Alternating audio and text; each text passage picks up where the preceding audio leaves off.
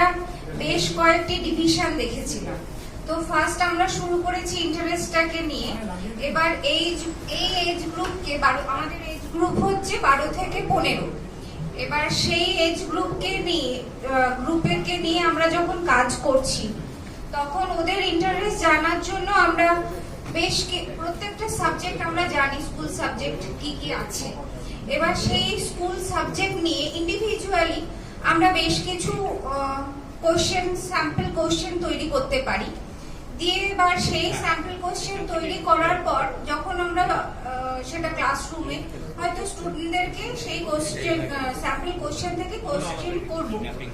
এবার সেখানে যখন কোশ্চেন করব আমরা সবাই হয়তো সব সাবজেক্টে সঠিকভাবে বা খুব ভালোভাবে উত্তরটা দিতে সক্ষম হবে না। কেউ হয়তো বাংলার যে কোশ্চেন গুলো করেছি সেগুলো ভালো করে দিতে